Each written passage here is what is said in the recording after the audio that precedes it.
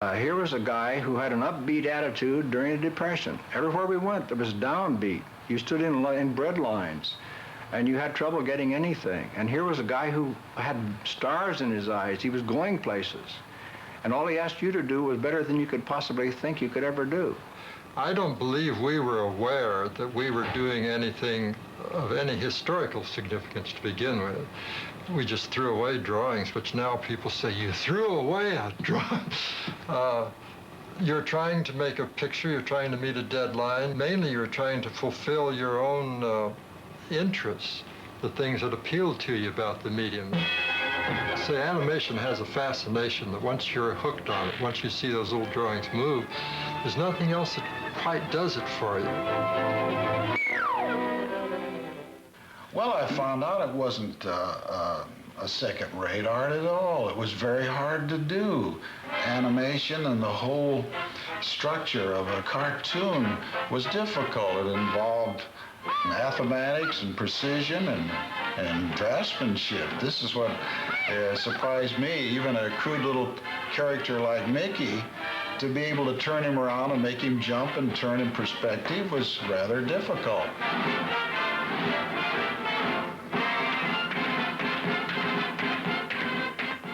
And the greatest experience you could ever have at that time was to do something and go to a theater, even a little theater, and people laughed and were amused at what you did.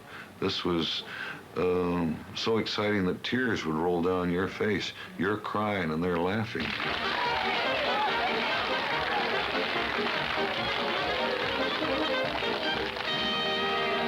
We figured if we came there at 8 and went home at 5, that was enough, but Walt would come down on Saturdays and Sundays and check up on everything. This was his life, and he was young and could take it, and so were we. No air conditioning in those days, and if you had to work extra to get a picture out during July and August, we stripped to the waist, and we looked like oarsmen in the Volga boatman picture, or Ben-Hur.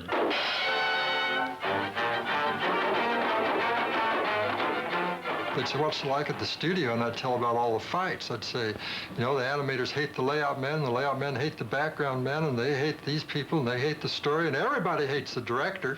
And I'd say, this place that turns out these funny, funny pictures, everybody's hating each other. I said, well, sure, being funny is a serious business. To be able to manage all of these crazy artists with minds of their own was a great achievement in logistics. To bring that many people into one place and be able to turn out a product, especially artists. They don't like to join unions.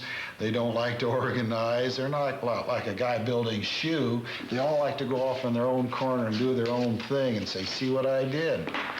And Walt brought all that together, and I think he was a genius for that. Yeah? Listen, Mug. You hear that squeak? Yes, ma'am. I never knew anyone who wasn't putty in his hands. There'd be people who would have fire in their eyes. And they were going up and they were going to tell that guy, boy, why don't you do such and such and so and so? And after half an hour of admission, they come back, gee, that's a wonderful guy. Oh, he's a cute guy. Well, did you make your point? What point?